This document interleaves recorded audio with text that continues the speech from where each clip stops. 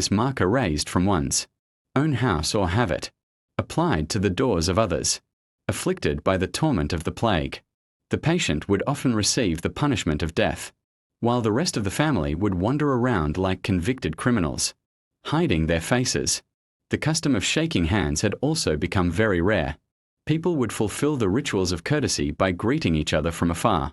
After this, despite having touched 2 plague-infected rats, when no bubo appeared on my body, my heart became lion-like. Seeing the frightened, pale faces around me, I felt like laughing, and encouraged by their helplessness. Gradually, instead of fear, new and new schemes began to rise in my heart. In Raghunath Bazaar, there was the shop of Hakim Gora Dada Mill. One day, Hakim Sahib was sitting alone on his chair, shooing away the flies that kept settling on his nose. I went and stood close to him and said in a panicked tone, "Hakim Sahib, I need medicine for the plague. Very quickly." Upon hearing the name of the plague, Hakim Sahib flinched and scolded, "Why are you climbing onto my chest? Stand far away and talk. Who has the plague?"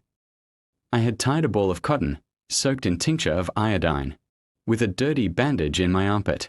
I slid even closer to Hakim Sahib and, pulling my arm out of my sleeve, started bringing my armpit close to his face to show him. His eyes bulged out with fear. Hakim Sahib, flustered, stood up with such force that his chair clattered and fell backward.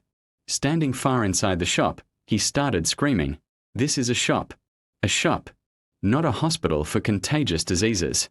Get out immediately and report to the hospital. Otherwise, I'll call the police right now."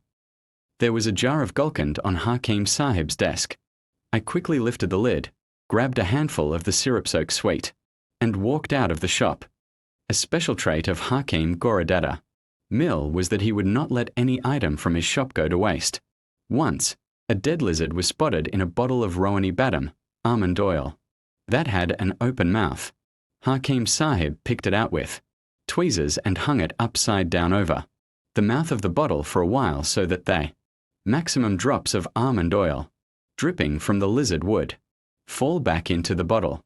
This successful blackmail boosted my courage and raised my spirit sky high. By listening to people's talk, reading the advisory pamphlets from the Department of Health pasted on walls, and then pushing my own destructive mischief to terrifying, horrifying limits, I had learned the symptoms of the plague very well. Elderly people, who were otherwise healthy and of a sturdy build, would, upon the mere mention of plague, at some point, falter, and immediately, the black crows of doom would begin to call loudly on their calm and wise faces. On these occasions, I would feel the intoxicating rush of success and mischief that a poet's party feels when, upon one of their verses, someone in the audience rises involuntarily and starts swooning.